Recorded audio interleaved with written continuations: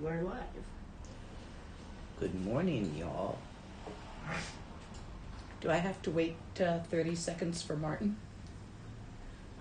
Yeah, just, you might just speak generally for the next 30 seconds. So, this teaching is a continuation of the 6 Paramitas. Last time, we went through generosity, morality, and a little bit of patience. This time we're going to talk about ngondro, perseverance, meditation, and yeshi, wisdom.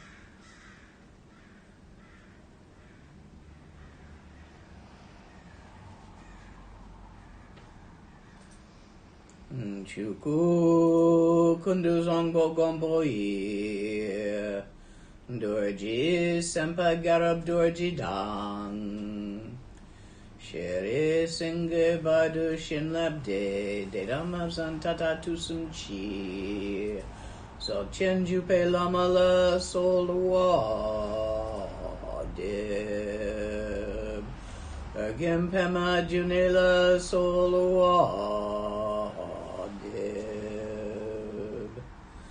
Dorji chang chi tilo narudang marpa mila gompo tsatsapa na pupadang palden drupa sok kargyu lama namla solwa deb o chen lama namla solwa deb Chen lama namla solwa deb Shak chen lama namla solwa deb Yundrundang yendu lama namla solwa deb Alkondu Zhangdang Yerme Pa Bangarab Dorji Jintrad Pa Jetidang Nisume Pai Alamanam Chetenter Chong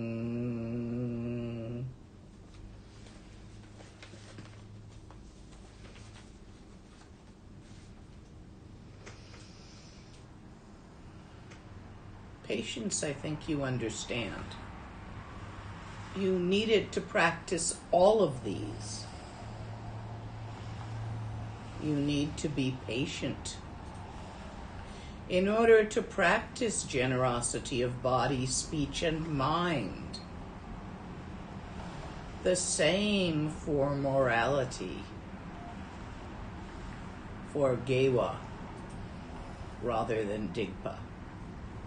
You need to be patient with yourself as well as with others when you notice that you're not perfect. Perseverance is also vital. You need it because practice, although it goes best when done with an attitude of joyous enthusiasm, you won't always feel that way. Do it anyway. Sometimes you don't feel like it.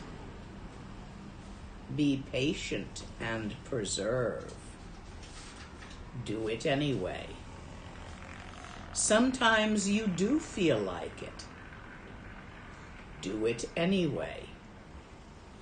This is the key.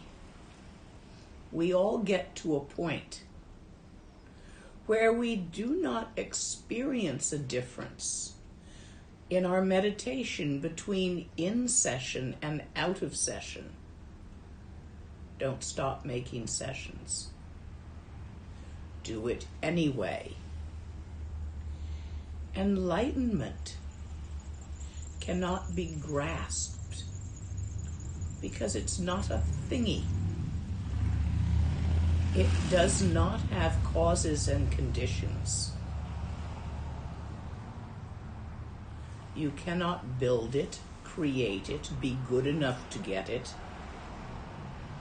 Actually, it is inherent to you and has always been there. You've just made yourself so damn busy with phenomena that you can't notice. You have no time to notice. You have no space to notice. You've filled your life with stuff, outside stuff, thingies, and inside stuff, how you feel about it all these feelings that come and go, good mood, bad mood, everything you feel, and what you think. All those thoughts that describe the situation. And when your focus is entirely on that, on phenomena, you are confused by it and don't notice the inherent enlightenment which is natural to you. It's still there. When the clouds obscure the sky on a rainy day, the sun is still up there. We say, there is no sun today. But that's not true. There is sun.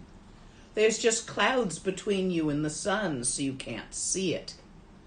The sun is still there. All this phenomena, when you do not understand its true nature, clouds your vision. It arises as smudge on your glasses, and you can't see clearly.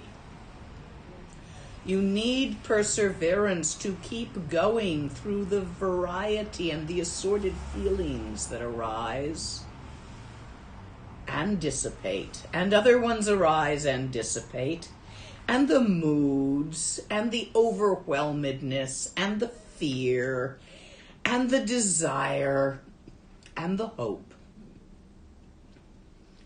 You have to not grab onto those and make them real. They aren't, you see. All phenomena, without exception, is made of the same not stuff. Perseverance is keeping going. Never mind how you feel. Never mind what you think about it today. Just keep walking. Simple, isn't it? Never forget to keep going. Are there questions on perseverance? Not yet. If People there may need a are, few minutes. type them in.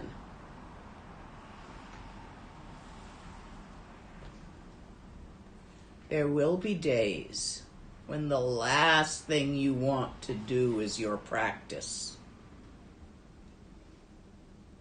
Do it anyway.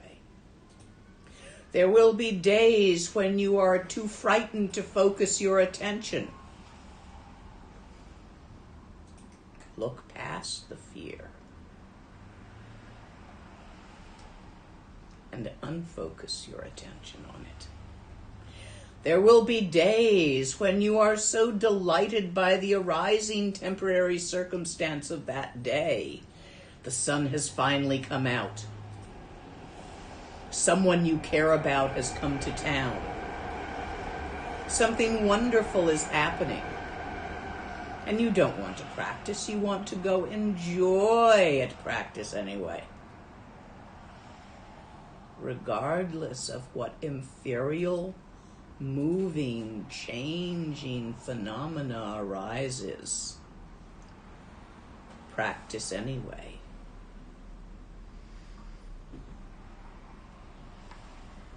It might be just very simple, this one, and we're not going to have questions. Possibly. I'm double checking. It may take people the concept of emptiness seems like a dead end, is it? Nope. You're missing what the Tibetans in their lexicon call clear light nature of emptiness. A visual culture. So the verb to see, rig, is the root of the word awareness, rigpa, which literally is seer, experiencer. Don't be caught in the way of speaking that is cultural. Every time I say to see, I mean to perceive. We use, did you see what I mean? See. It's used bigger than referring to the eyes. When I say look, I don't mean look with your eyes. Look with your mind. Perceive. Notice. So when we say clear light, here's an object, a thing. You see it, right? Because there is light in this room. The light reflects off the object, and you can see the object in my hands. See this object? If this room was in total darkness, you would not see this object now, would you? So when we say clear light nature, we're speaking poetically about the ability to see, to perceive, to be aware of, to notice. It is by light that the eyes see things. Transparent light, this light between my hands, it has no color, no shape, it's utterly transparent. You can see right through it to see my face. When we speak of clear light, selva, it's also the word for transparent. You could just as easily say transparent light. This is transparent light. Not big, bright, some amazing something. Just this, by which you can see objects. So what this is pointing at symbolically, when we say the clear light nature of emptiness, it is the ability of that emptiness to perceive both itself and assorted stuff.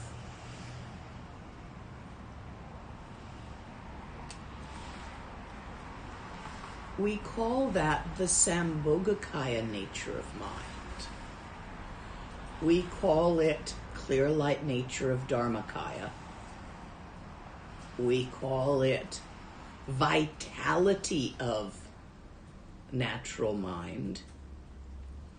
We call it many things.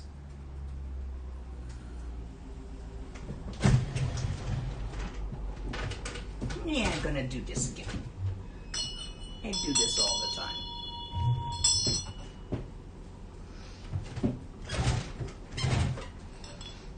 This is a bell. This is a finger. The finger is pointing at the bell, yes? No matter how long my finger points at the bell, my finger is not a bell. My finger will not ring no matter how much I shake it and point at the bell. Only the bell can ring.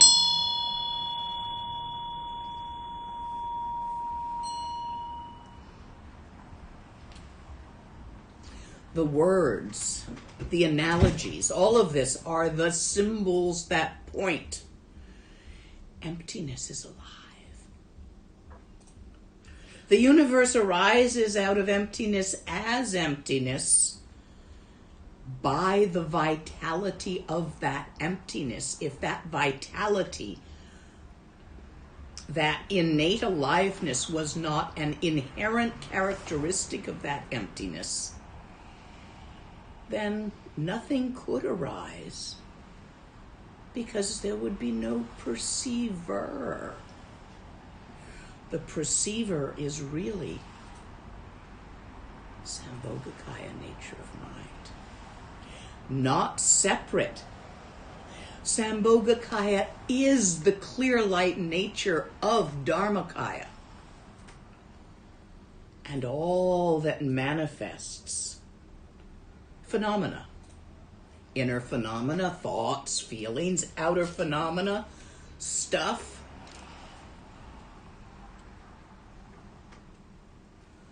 That is simply Nirmanakaya. The phenomena arising out of the innate liveliness. The manifestation of that vitality as creative liveliness, also known as Nirmanakaya nature of mind. You must not think that emptiness is separate from Rigpa, awareness, vitality, perceiver, seer, or that what is seen,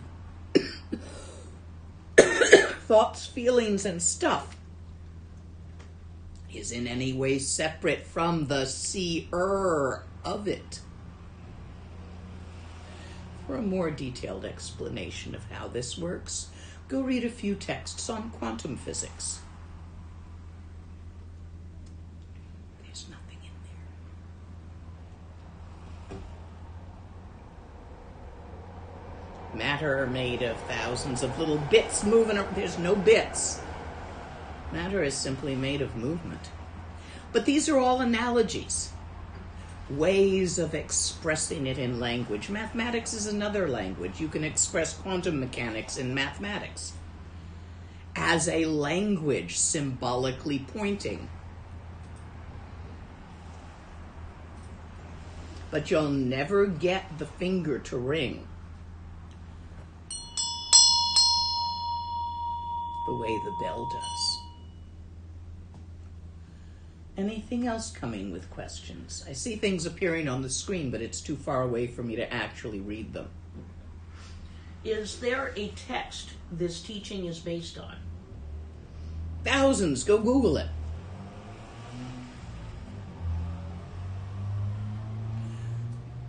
Google for yourself Tibetan texts, translation, 6 Paramitas. Check out, especially a reliable site is anything translated in Lotsawa House or by Keith Dowman. There's a lot more than that. And there's other good translators. Tony Duff is pretty good if you like big words. John Reynolds is also very good. I like his take on many things. And this is not only the translators there's Yeshi Kondro, who's quite nice.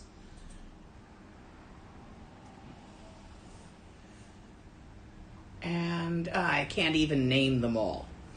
But don't go for trying to go with, like, when you get the discussion groups on Reddit or something about this. Don't even go there. What they're doing is spreading Dharma rumors. It would be better not to listen to those. You don't want the discussion groups. You want direct translations of the old texts. Because there's some weird Dharma rumors out there. How those get started. Somebody gets a teaching that is specific to them. I told a student the other day that they were forbidden to do ngondro. This is due to the particular karmic formations that that student is dealing with at this moment. It would be counterproductive. However, if that student were crazier than they actually are, it's actually a very sane student, they might have taken that and decided that that ngondro was a forbidden practice and started a rumor to that effect. I have seen such things. Some teacher tells someone, you go do this. And the student takes it as this is the way everyone should do it. Nuh-uh. You have to adapt. Teachings, the map, to where the student is standing. If you're in Chicago and your friend is in New York, you would not use the same map to get to Mexico. If I said to the person in Chicago, go south X number of miles and then west a much smaller number of miles and then south again, and the person in New York tried to do this, they'd end up somewhere in Texas, maybe, or Louisiana, Mississippi, which would not be the Mexico they were trying to get to. So it's very important that the map goes from where you are. Now, there is another way to do it. If you have a map that goes from, say, eastern Tibet to Shambhala, and you want to go to Shambhala, but you're in Paris, but you don't have a map that goes from Paris to Shambhala, you could first go to eastern Tibet, Kham, and then follow the map. That's how I did it. When I was a kid, there were no maps from Europe to enlightenment, to actualization of Dharma. Oh, a few people like Trungpa Rinpoche, a few others, were just beginning to draw maps. Much of it was experimental, because on some levels exactly where Europe was unclear. You're trying to translate from a flat earth map with a real up and down to a round earth map where up and down is relative to your position on a globe. Hard to translate those maps. I just went and adopted the Tibetan language. The Tibetan culture became wholly, as much as I possibly could, Tibetan, and then followed the Tibetan map. Now here we are, 50 years later, making maps from Paris, East Africa, Canada, US, South America, Brazil, Argentina, from all these subtly different cultural places that lead to what I'm calling symbolically here Shambhala, the secret land. So I strongly recommend you avoid Dharma rumor and read the old texts. If there are teachers who you have confidence in, listen to their teachings.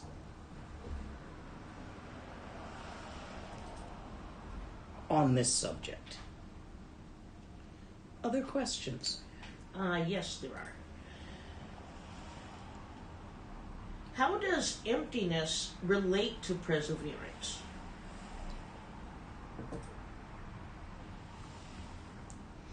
You can't see emptiness. You can't perceive, recognize it, because you're too damn busy.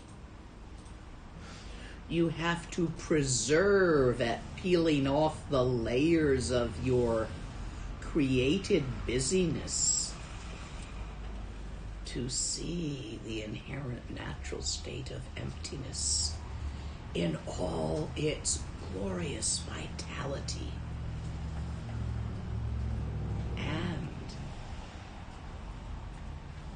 its dancing, sparkling, lively creativity all at once, as it rather than at it. Even the to see verb don't go all the way. When I see something,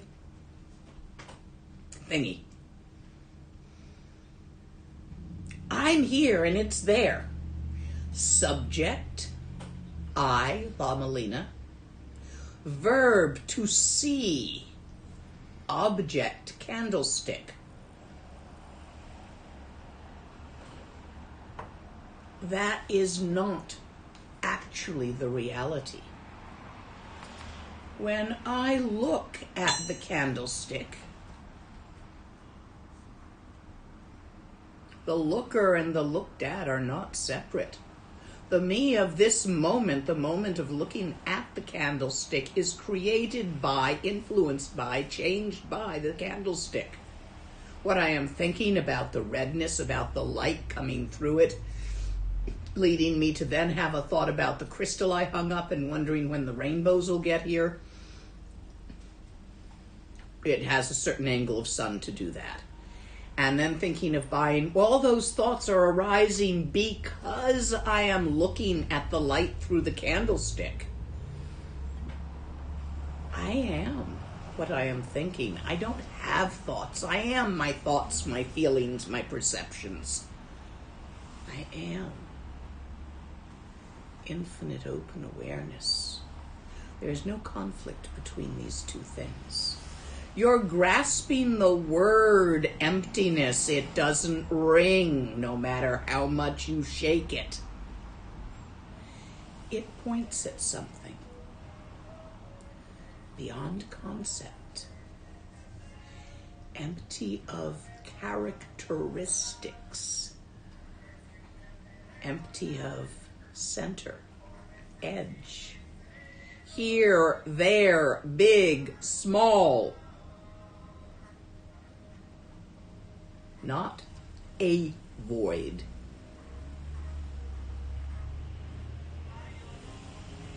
That which is not. Yar. That which is not, vital and alive with its clear light nature, dancing, sparkling with the creativity of phenomena, none of which ever becomes anything other than that which is not. And there's no that there to that there. My words point. Just like the finger pointing at the bell, they don't ring. Go look where they're pointing, don't stare at the finger.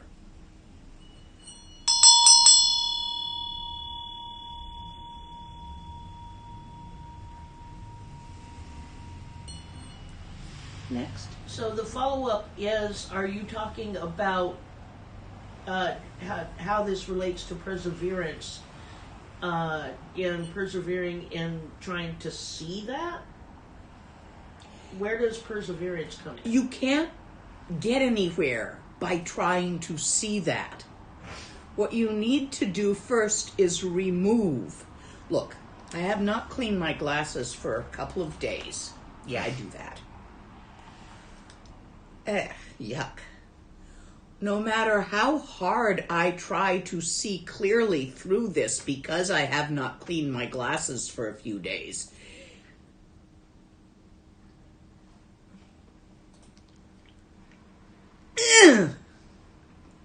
I still can't see clearly through it. But I have a trick. It's called method.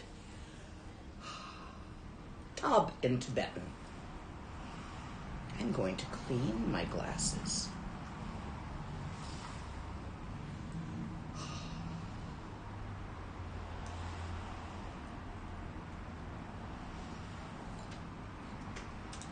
Ah, that's better. Much clearer. Now I can see. That was an analogy. Everything's an analogy. It's appealing rather than appearing that you need to be able to see the nature of phenomena as emptiness, and emptiness in its innate nature of vitality arising and dissolving as phenomena without ever changing the not thingy nature. What you need to do is peel off, wipe, clean up the smudge on your glasses. That's an analogy for your compulsive obsession, obsessive compulsive disorder. You have an obsessive compulsive disorder with phenomena. You're always paying attention to it, always mucking about with, always fretting about it. Stuff. Yeah? And feelings and thoughts, how you think about this, what you think you can do, what you think you can't do, what you think you want to do, what you think you don't want to do, how you feel about what you think, and the stuff you're having all those thoughts and feelings about. Other people's actions, probably. Stuff. Things you perceive with your sense organs, hear with your ears, the sound of what they said, see with your eyes, the body language they had while saying it. Your obsessive compulsive disorder to continuously pay attention to this is blocking you from perceiving emptiness as it really is, rather than as you think it might be, fear it could be, hope it will be. Those are thoughts, feelings, stuff, phenomena, inner phenomena, outer phenomena, no real difference. They're all interwoven. So you got to get the smudge off your glasses if you want to see anything. Peering harder don't work.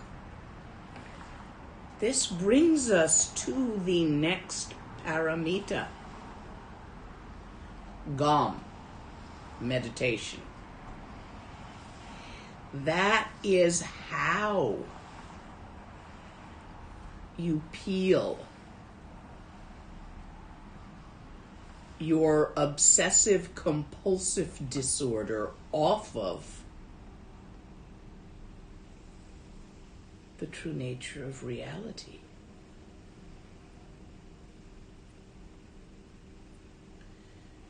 Next. Where does the vitality come from? The vitality does not come from anywhere, nor does it exist in a place.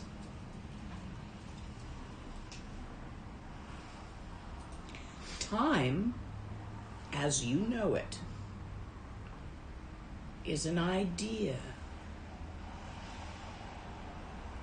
It is a bit of phenomena, a thought, a belief system. The innate vitality contains time, arises time as its play, but does not exist at a single point in time, but rather all points. Look, you think time is real, right? Hey, Westerners. You know how when the American Indians, the Native Americans dance, there's different joker dances. We have them among the Tibetans too, where we dance with jokers. There's a, I think what do you call it? Not archetype, your Facebook person avatar is a picture of me dancing with the clowns at one of the Tibetan dances. Anyway, when the Native Americans portray a dancer that's supposed to symbolize a Westerner, they strap a large alarm clock to their wrist. That's how you know it's a Westerner. They believe in their wristwatch, their cell phone. They think hours are real. They think time runs at a steady pace all the time, in spite of the fact that they are perfectly able to perceive some days as being much longer than other days. They simply discard this direct perception and follow the taught theory that seconds, minutes, and hours are a real thing. Ingies, we call them. It's a euphemism for Westerner that derives from the word Anglesi, which means Englishman, because they're the ones who got around everywhere back in the day when a new word was needed to refer to that culture. The culture of time and of believing in it.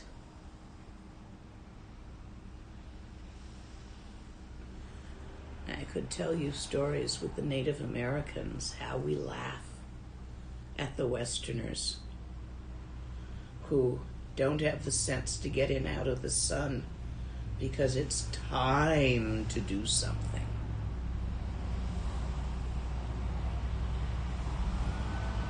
Don't have the sense to take a nap when they're tired because it isn't time to sleep. The old joke, how do you kill an Englishman? Take away his wristwatch, he'll starve to death because he never knows when it's time to eat. So, where did it come from? It is the innate nature of the universe to be alive.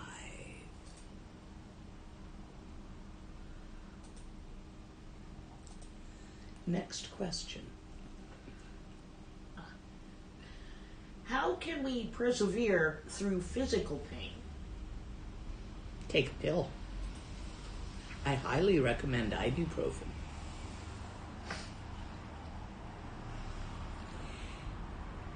There are two kinds of physical pain. Physical pain that is signaling damage occurring to your body. Please pay attention to that pain. My own teacher had a student once who was very determined. The student sat in a full lotus for days on end and tore apart their knee joints as they got older, forcing themselves through the pain to do this. My teacher, when he stopped laughing at them, scolded them severely and told them not to do that. But the damage was already done. That kind of pain is an important signal from your vehicle, your steed that you are riding to the other shore, the boat you sail to the other shore. Do not drill a hole in the bottom of your boat. If you have pain, investigate the pain. Is it telling you of damage occurring? Do you have a headache? Go check your blood pressure. Perhaps it needs adjustment. Check the pillow you're sleeping on. Perhaps you slept with your head at a bad angle and it came from the back of your neck. Check it out first. Run it through an MRI, run it through this, run it through that, until you are very clear about what's causing the pain. Examine the options that Western science offers you in treating that pain. Examine the methods that alternative medicine and chiropractic, other modalities, offer you in treating that pain. If, after clearly determine the cause and what is available in treatment, you are left with intractable pain, yes, there are methods, but do that first. Common sense is not to be abandoned for magic. Common sense and magic work together. Magic is simply a technology that you don't understand yet. Tomorrow, I am teaching the beginnings of the extraordinary ngondro. And boy, did I spend a lot of time finding a proper text. I wanted to do Nintik because that's of the ones I've done. I think that's my favorite. So I found 2 texts. Long Nintik ngondro, that's too long for most people here. And a short Nintik ngondro. The problem with the short one is they left the magic out. There's a bunch of magic that goes supposed to be in there. Magic, technology that I don't feel I have the terms to describe to you in English. So I had to actually cut and paste between the 2 of them to come up with a suitable text that was short enough for Westerners in the busyness of this place to accomplish and still had the magic in it.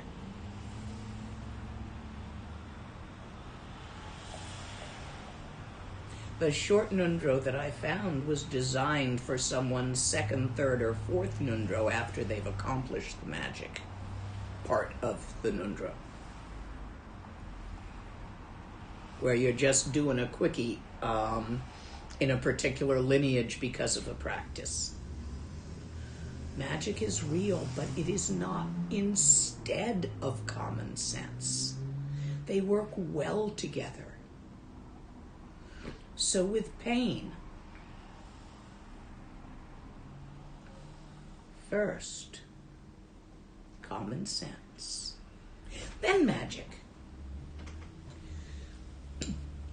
To work with physical pain.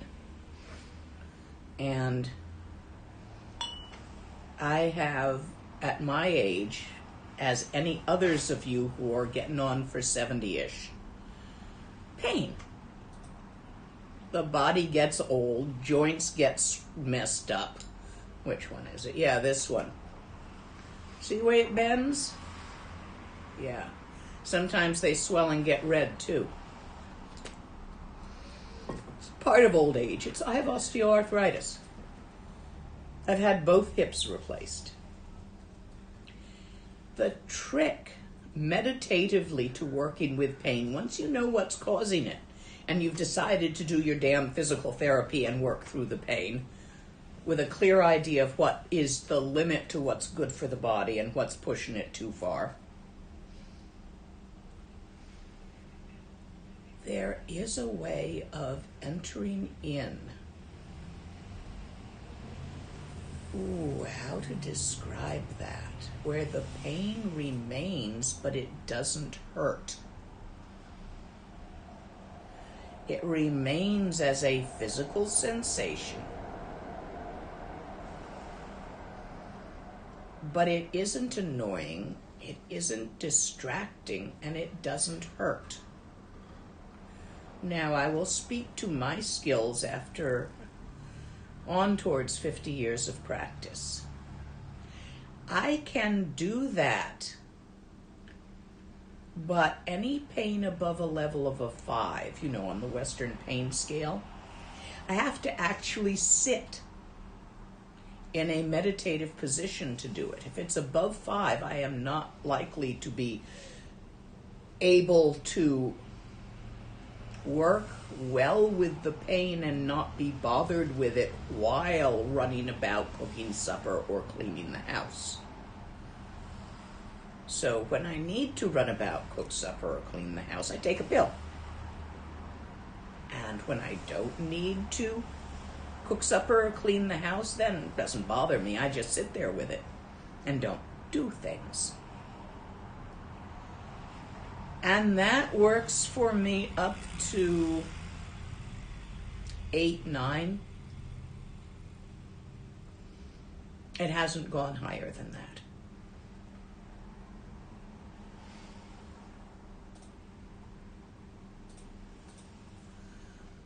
How to do it? Gone. Meditation.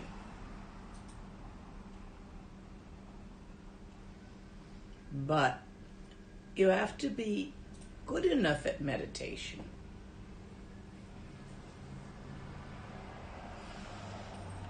which you get through perseverance, practice. Those of you who email with me and help, and who I assist in arranging your personal practice,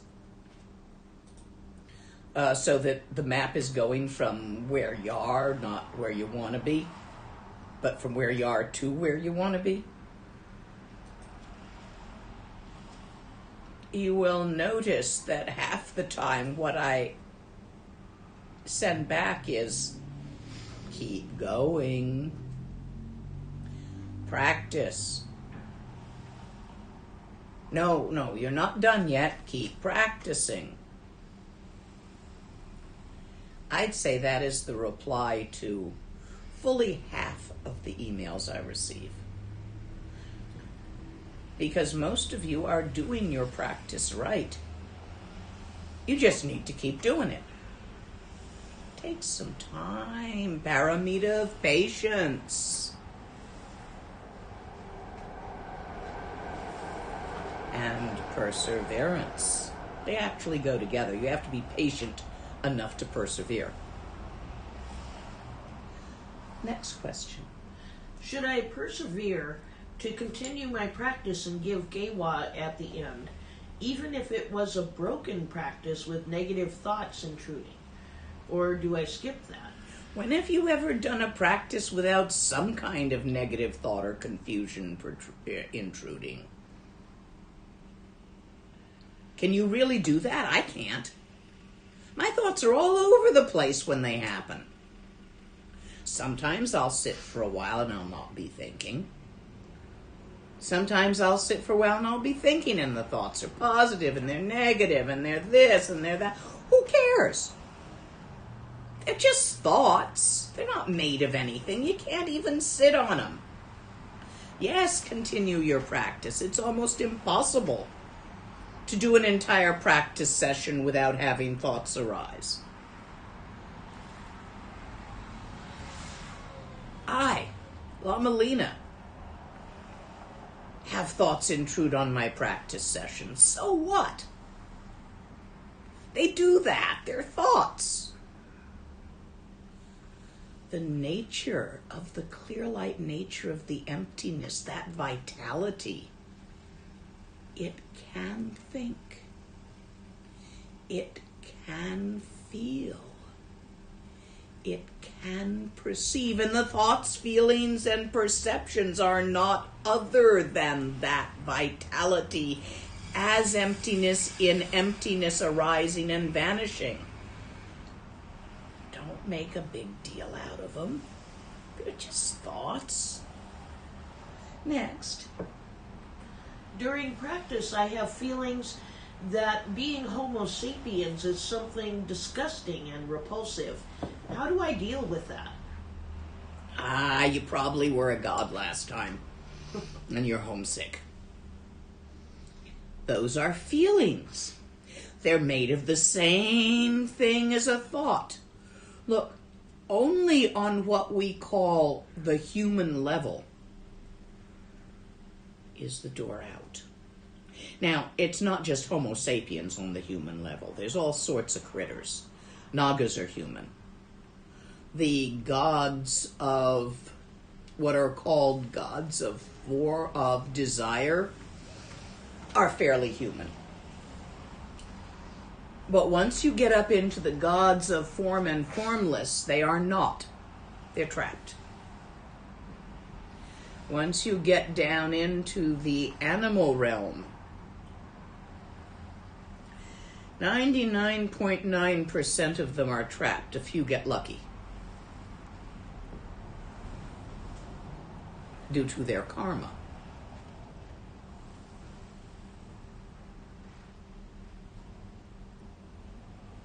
I once saw 3 worms get enlightened. Actually, I knew them in a past life. They had been good friends. They were karmic debtors of mine. They died right at the moment of the greatest blessing of a powerful Kalachakra Wong done by His Holiness the Dalai Lama, and went rainbow.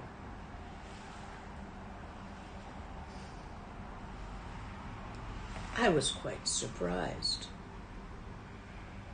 to see that. So every so often something in the animal realm gets lucky.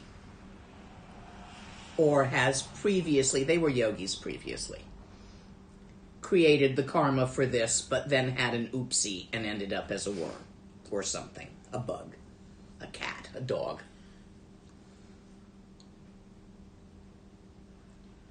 Below that, there's no way out.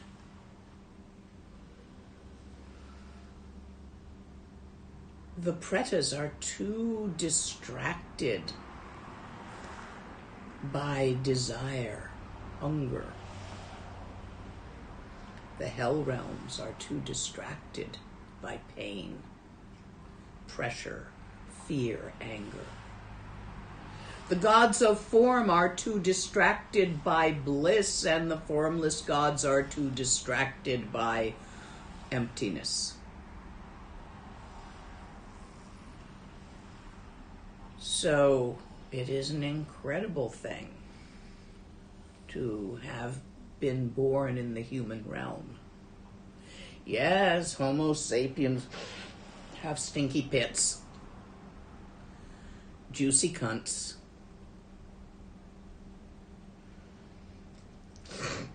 snot. But they can get enlightened. It's worth it. Because here and now, in this time and place, a lineage, vital and alive, unbroken for 30,000 years, and another arising, vital and alive, unbroken,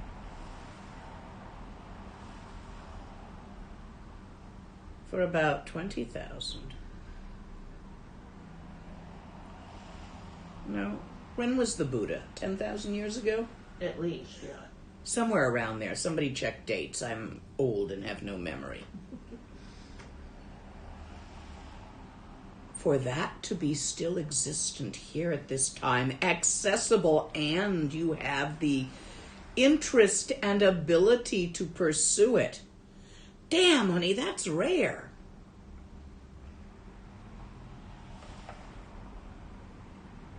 Don't be bothered by the pits. Only the gods don't stink, and that's just until they get old. Then they do.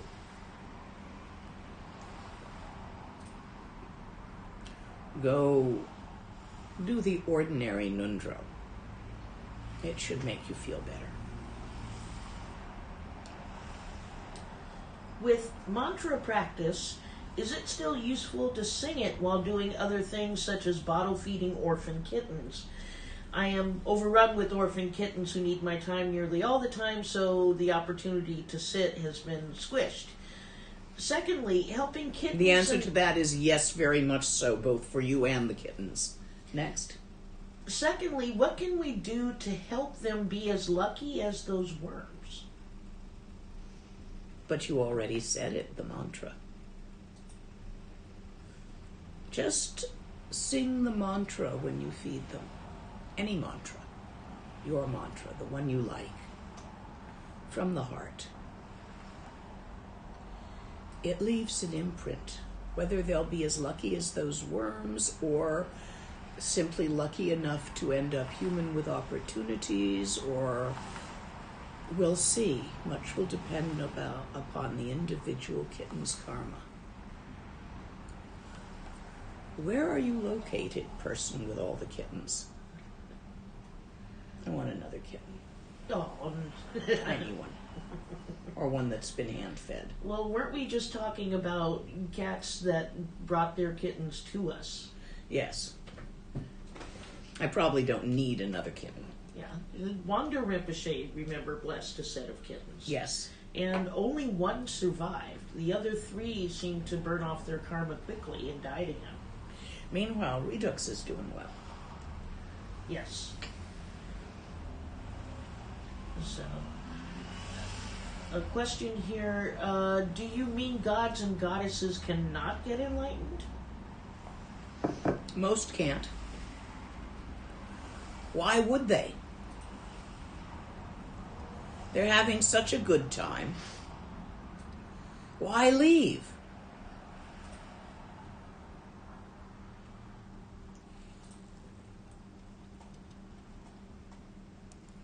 You only want to get enlightened because you're dissatisfied with this. Being a god is very satisfying. Until you die. And then you get to be something else. Usually something quite dissatisfying. Earlier you spoke about 2 types of pain. What is the second type? What I was talking about is pain that is a signal of damage going on, and pain that you already know what it is and there's nothing to be done about it. Do find out which type you have. Only work on meditating with the second type. The first type is a sign there's a problem with the body and you should please go fix it. Common sense, remember? Is impermanence a function of emptiness? No, it's a well, yes, but I'm making a bit of a stretch and a jump. Phenomena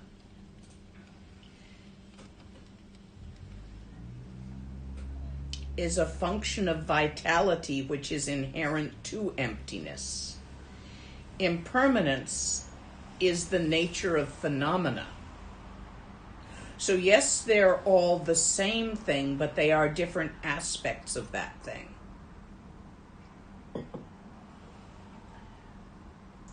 I also practice South Indian tradition of worshiping the Divine Mother. Will that interfere with my Dzogchen practice? Not if you recognize Yomchenmo, the Great Mother, Mother of all Buddhas, as the Dharmakaya nature of mind. The great ocean of vitality from which all phenomena, such as Buddhas and idiots, springs.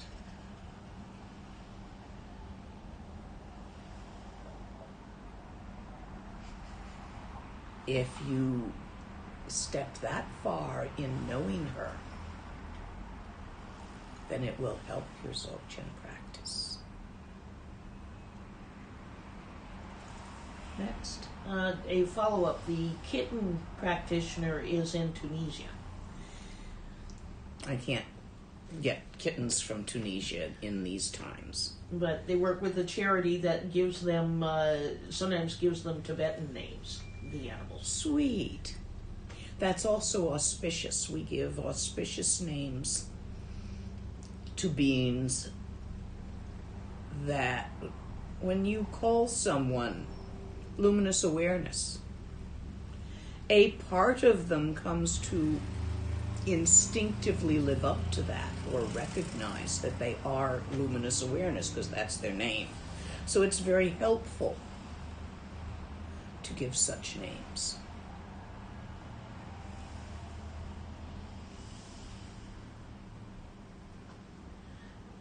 Anything more?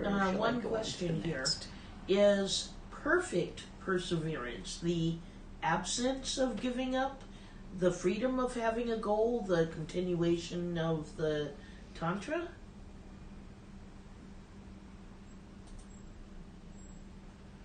Yes, transcend that. Remember, these are paramitas. You practice them all the way through, and you transcend them. You go beyond perseverance. But to go beyond perseverance, you are beyond the duality of doing and not doing.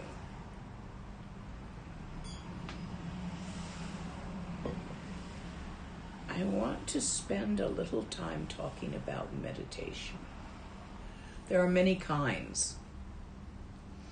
There are a number of purification practices, Rushens and ngondros. Ordinary ngondro, extraordinary ngondro, Vajrasattva, taken just by itself. Rushens of body, of speech, of mind.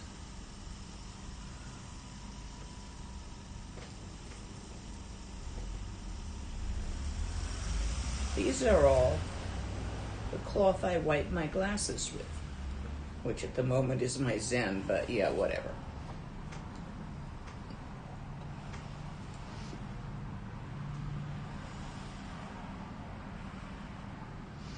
There are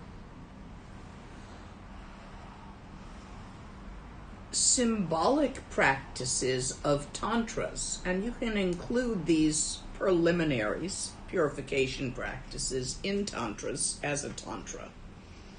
But they primarily rub your glasses.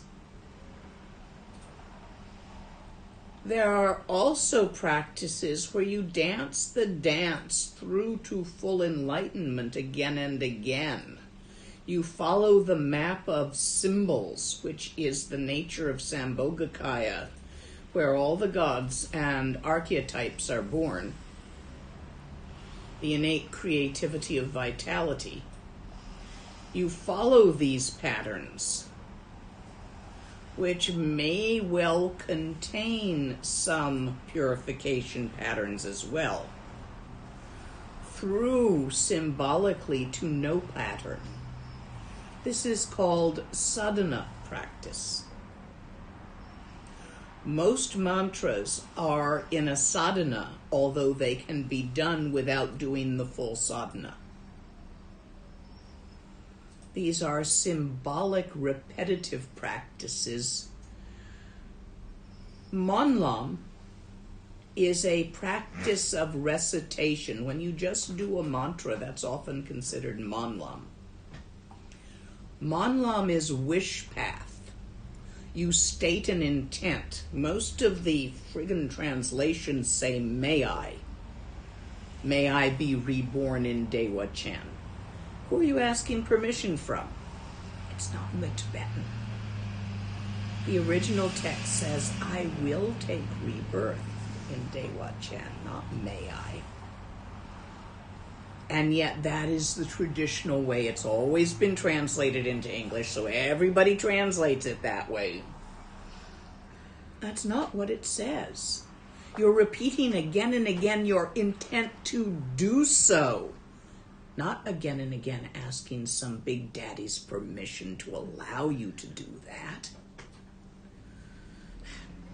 Okay, enough rant on that one. Translators always rant at other translations.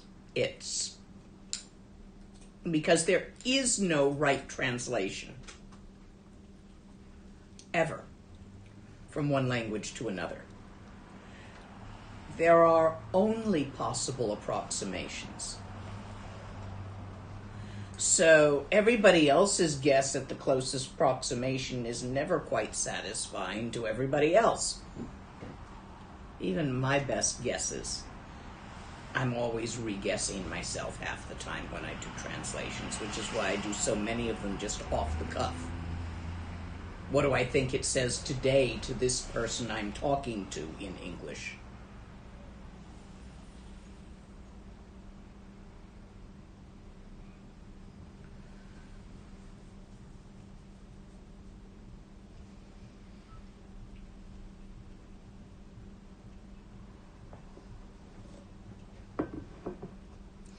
Chuku kunduzongbo gomboe Dharmakaya, primordial Buddha, as the meditator,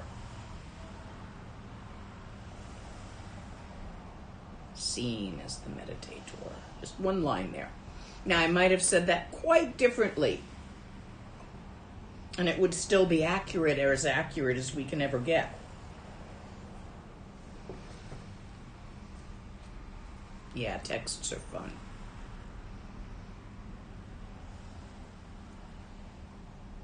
Say the question again. I got sidetracked. I ranted. On translations. Oh, talking about different kinds of practices? They were doing the South Indian practice with the... No, there was one after that. One after that. Let me go through the list here. Oh, well, asking if gods and goddesses cannot get enlightened. No, just give me a new one. I got sidetracked and hopefully answered the question in the process. Okay. Sorry, guys. How's this one? I am easily distracted and jump from one project to another without finishing. This causes me frustration and sadness due to my lack of perseverance. Is there anything that can help me cultivate this virtue? Have you been diagnosed with ADD? There may be medications that will help. But limit how many projects you have going at any one time. Limit how many practices you are working on at any one time to 5. Don't the rest of you do that. I'm talking to one person here. So don't start a new one until you finish one of the 5 you have going. Pare down the ones you've started and actually give or throw away. Or pack up in a box and put in the attic or basement if that's the best you can do. All but 5. Don't try to go cold turkey. You just might be a multitasker, someone who is best at that. So limit how many are going at once. But I think 5 will work for you. I tell most people 3. I don't think you can do 3. I think 5 is the best you're going to get it down to. Email me. We'll talk further. Yeah, I get distracted too. What I end up doing is orbiting around and coming back to it. Usually. If it's still important when I get back to it, or interesting to me, then I do it. And if it's not, then it goes away. And I do it for a while, and then I orbit around.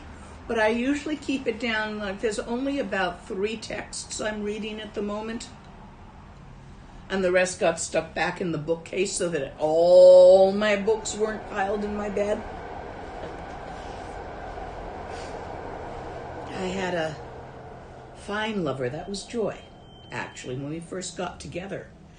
And we would always get together over at my place because her bed was full of books. There was no room for me. Have you ever tried doing it on top of a pile of books? No. Pokey. So, I completely sympathize. Try to keep it down to 5 and make a habit of circling. Later, we can try taking it down lower. If 5 is too few for you, 9. More than that's too many. But circle among them.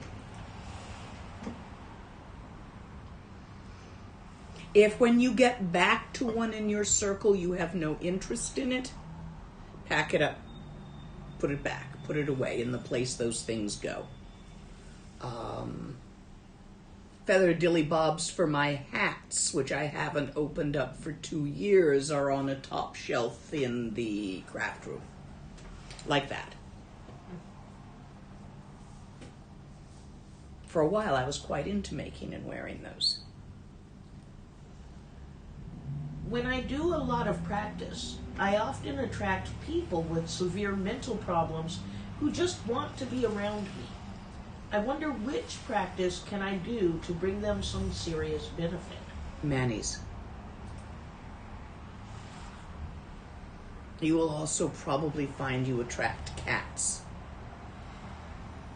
Nothing quite causes a cat to want to sit on me like deciding to sit for a while. Or opening a text, in which case the cat will sit on the text.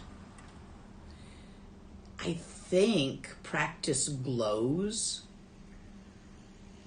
on some kind of funny level that some people and some cats are very attracted to it. So the most beneficial practice you can do, the reason it is so common, is because it works so well. Manis. Om Mani Padme Hum. Om Mani Padme Hum. Om Mani Padme Hum. Hri.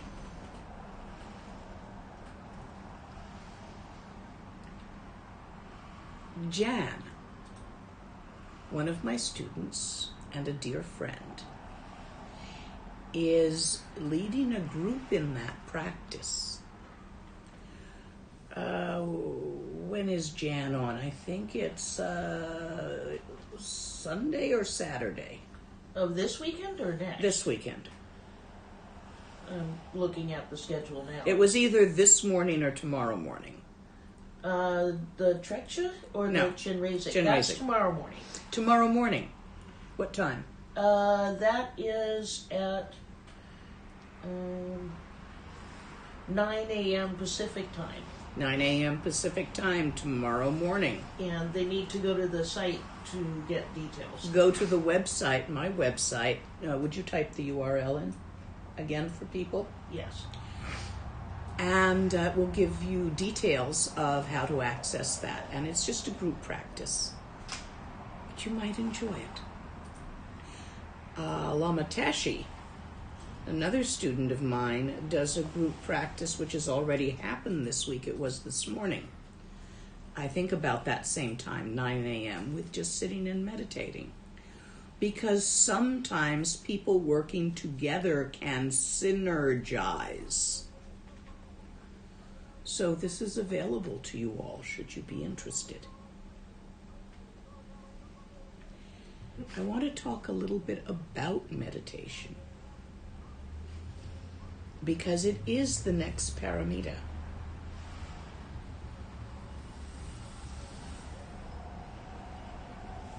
So I talked to you about different kinds of meditation sadhana, purification practices, shine, resting in stillness, learning to spend periods of time not thinking, mantric work. All of these are kinds of meditation. They lead to the pinnacle of pinnacles, Trekcha. Trekcha called cutting through, Trekcha, because it cuts through the crap. that sticks you into a view of duality. It is the top of the 9th level, the highest form of meditation. It is taught in Dzogchen.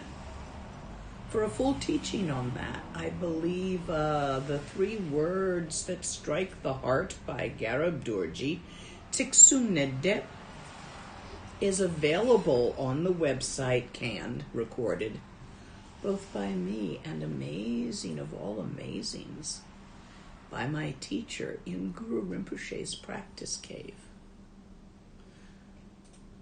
Very beautiful teaching he did there. I'm translating it, so it's also in English. It took about 5 days, so it's a long one. You listen in bits and then try it. Meditation at its end point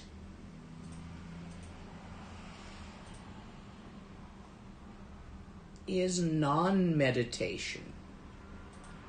When trekchö is taken to its end, the separation between doer, doing, and thing done, subject, object, verb, dharmakaya, sambhogakaya, nirmanakaya, is lost. And the not doing of the 3rd word of Garab Dorji's sopa directly arises in its natural state. This is transcending meditation. But you do not transcend meditation without applying to it generosity. Do it for the sake of all life. Morality. Do it in a relaxed state. Patience. Don't try to make it work. Perseverance. Keep doing it as long as there is a doer, a deed, and a done. A doer, a doing, and a deed. That is how you meditate. All of these are contained in that one, and then transcended. For in the paramita of wisdom, the gone beyond of the beyond, there is no separation between Dharmakaya, Sambhogakaya, and Nirmanakaya. Between the doer, the doing, and the deed. They are the same thing. Infinite, open awareness in all its lucidity, luminosity, sparkling with the playful creativity of phenomena arising in emptiness as emptiness. You are that. You, all of you, us, all life in the universe, the bugs and the gods and everything in between, is the innate vitality of awareness that permeates, that is the nature of the vast, open emptiness that manifests as the playful creativity. There is no separation between doer, doing, and deed. They create each other, interwoven, interpenetrating, interdependent. Relax. Let the phenomena arising playfully out of the vitality of awareness arise as emptiness and dissolve as emptiness in emptiness without ever becoming other than that. This is you we're talking about. This is us. This is the bugs and the birds, the demons and the gods.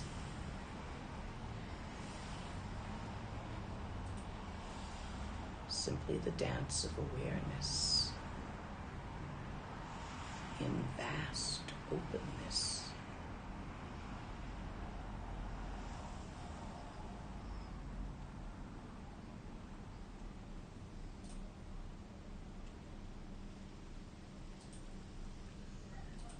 Are there questions? Yes. One moment here. There we go.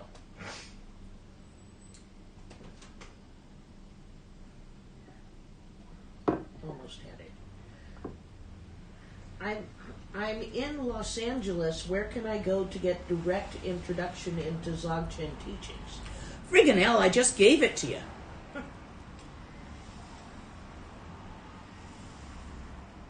You don't have to go anywhere.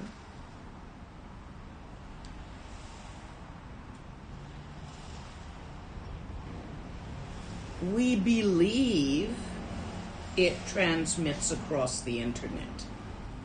I say we believe because this is so new that no one who has only and solely received teachings through the internet has gone rainbow as yet. So we have no proof that it works. But we think it does. Theoretically, since time is simply another bit of phenomena in the way it arises, part of the way the pattern interpenetrates everything,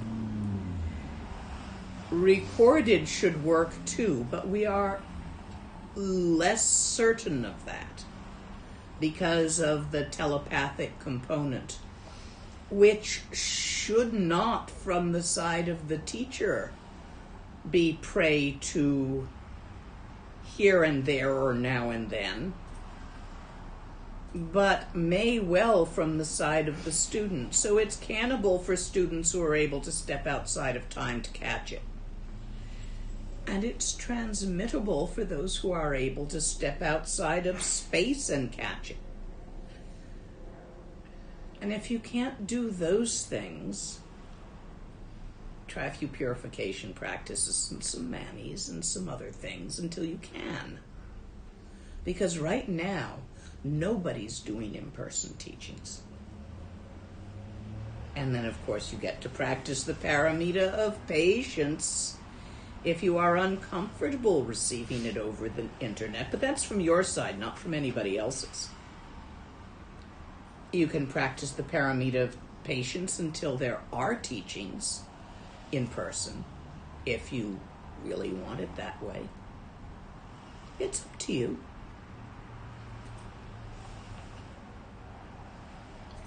Next. Does the dance of awareness arise as self? Yes. All selves. Usen. Is practicing the question of who am I being a witness a part of Dzogchen practice? Not the way you are perceiving it as a witness, no. There is a point in Mahamudra where that question is asked, but the way it translates together with Western psychology as witness messes it up too much and won't work. It goes astray. There is no witness. It's an illusion.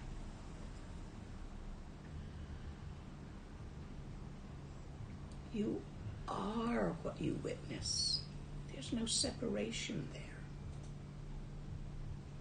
Next.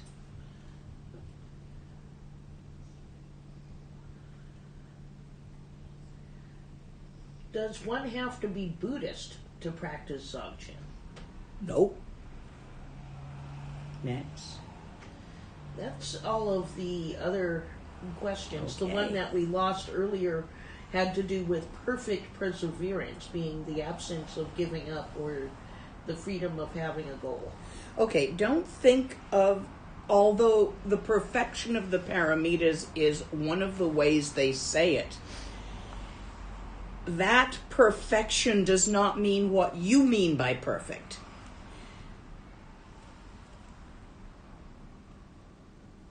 Completion, dissolution, transcendent, and perfect all mean the same thing.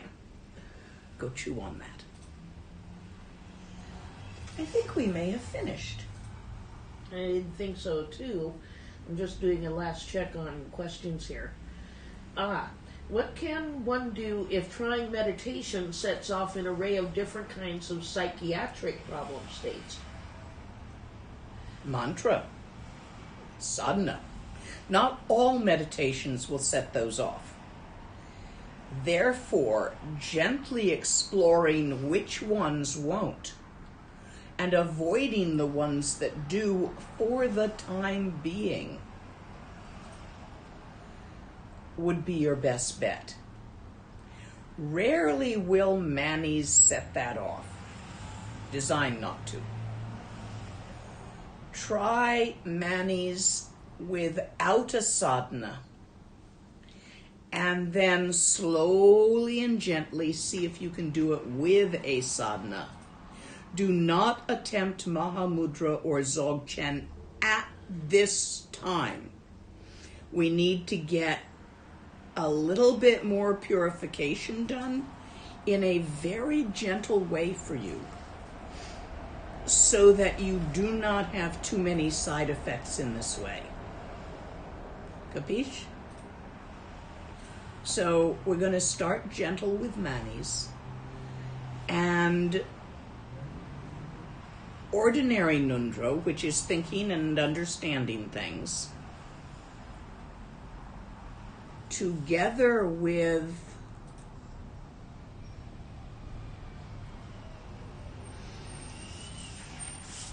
bodhicitta and arising bodhicitta. No direct meditation. There are some lovely books on bodhicitta that I'm going to recommend you read. Some by His Holiness. Go play on Amazon, see what you can afford. Get a couple of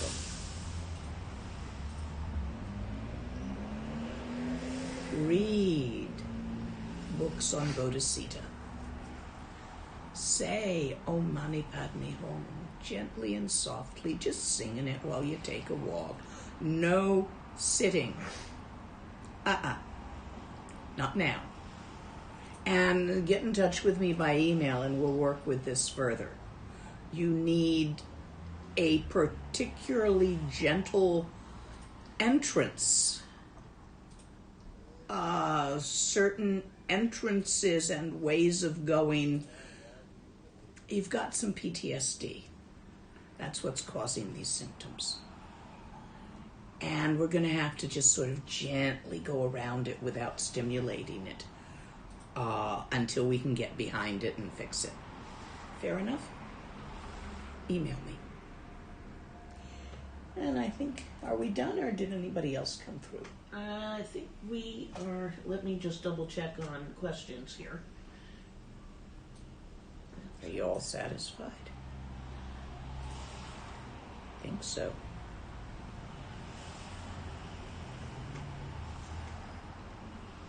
Gewandi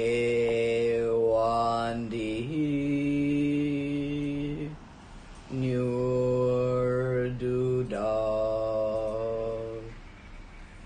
Chi Chi Sala Gopashu.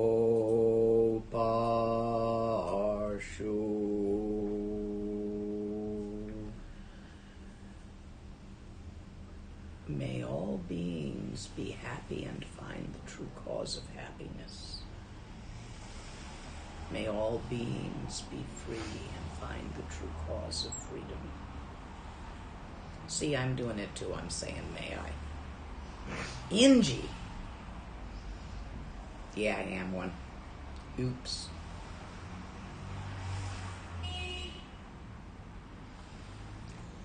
All beings be free,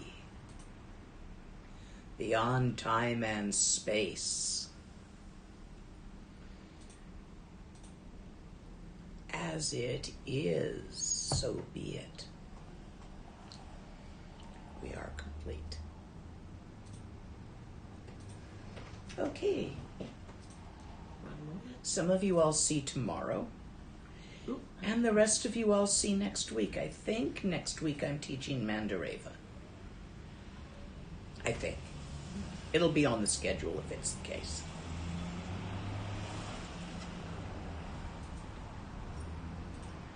And you are offline. Thank you.